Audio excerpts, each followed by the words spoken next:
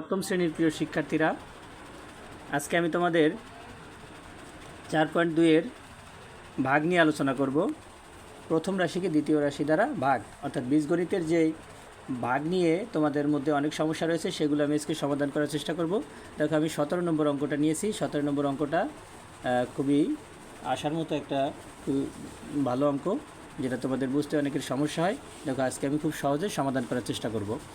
17 নম্বর অঙ্কে আছে x cube plus Y cube, একে ভাগ করতে হবে এক্স প্লাস ওয়াই দ্বারা। যেহেতু বলছে প্রথম রাশিকে দ্বিতীয় রাশি দ্বারা ভাগ করে, প্রথম রাশি হচ্ছে x cube plus Y cube, দ্বিতীয় রাশি x plus Y.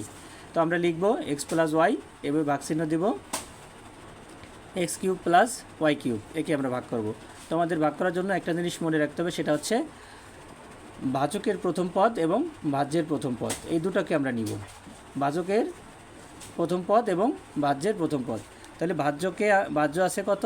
X cube, আর ভাজক আছে এক্স। এক্স দিয়ে আমরা এক্স কিউবকে ভাগ করব, তাহলে থাকবে কি এক্স স্কোয়ার। কারণ যদি আমরা ভাগ করি, ভাগের সময় পাওয়ার বিয়োগ হয়। তো এখানে এক্সের উপর পাওয়ার আছে কিছু নাই, তার মানে 1 আছে, আর এখানে 3। তো এখানে 3 থেকে যদি 1 যায় থাকে 2। এই যে 2 এক্স স্কোয়ার, অর্থাৎ এক্স টু দ্য পাওয়ার 2, এই 2 দিয়ে এক্সের পাওয়ার 2 দিয়ে আমরা এই যে পাশে ভাজক আছে এক্স প্লাস ওয়াই, এই দুটোকেই আমরা গুণ করব। তো এক্স স্কোয়ার দিয়ে যদি আমরা এক্স প্লাস ওয়াইকে যদি গুণ করি, তাহলে কি হয়? এক্স স্কোয়ার এবং এক্স গুণ করলে হবে এক্স কিউব, আর ওয়াইয়ের সাথে যদি গুণ করি, প্লাস ওয়াইয়ের সাথে যদি গুণ করি, হবে এক্স স্কোয়ার ওয়াই।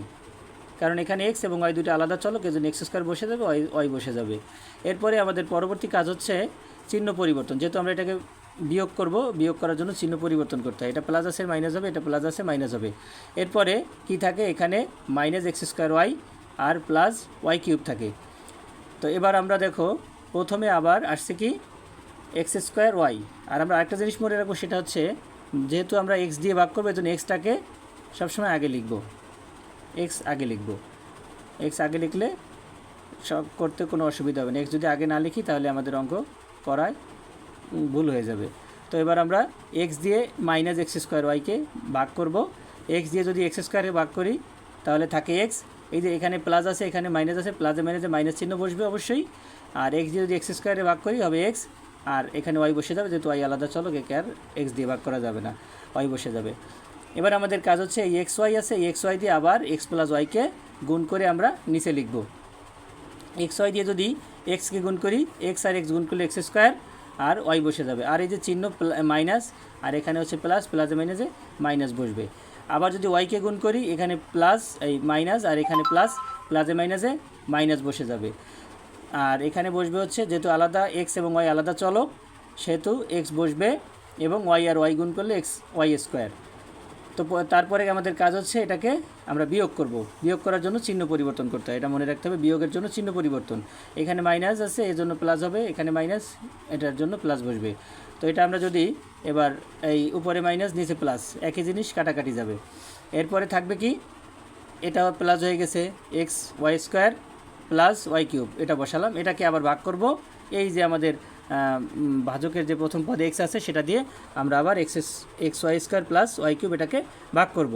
তাহলে এক্স দিয়ে যদি এক্সকে ভাগ করি, এক্সকে এক্স কাটা গেল, থাকলো হচ্ছে ওয়াই স্কোয়ার। এই ওয়াই স্কোয়ার ভাগ করলে বসালাম। ওয়াই স্কোয়ার দিয়ে আবার আমাদের কাজ হচ্ছে এই যে ভাজক আছে, তাকে আমরা আবার গুণ করে দেব। তো ওয়াই স্কোয়ার দিয়ে যদি আমরা এটাকে গুণ করে দিই, কি হয়?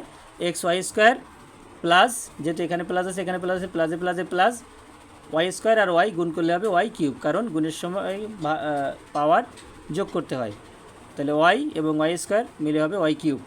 আমাদের পরবর্তী কাজ হচ্ছে চিহ্ন পরিবর্তন, কারণ এটা বিয়োগ করবো, বিয়োগের জন্য চিহ্ন পরিবর্তন করতে হয়। তো চিহ্ন পরিবর্তন, এটা প্লাস আছে মাইনাস হবে, এটা প্লাস আছে মাইনাস হবে। এবার দেখো, উপরে আর নিচে প্লাস মাইনাস দুইটাই সমান, প্লাস মাইনাস দুইটাই সমান হলে প্লাসে মাইনাসে কাটা যায়, থাকে 0। তবে অ্যান্সার হবে X square minus X Y plus Y square. আশা করি বুঝতে পারছো বন্ধুরা। যদি ভিডিওটি ভালো লাগে, তাহলে লাইক সাবস্ক্রাইব করে আমাদের সাথে থাকবে, এবং যদি কোনো সমস্যা থাকে কমেন্ট করে জানাবে। ইনশাআল্লাহ পরবর্তীতে সমাধান করার চেষ্টা করব।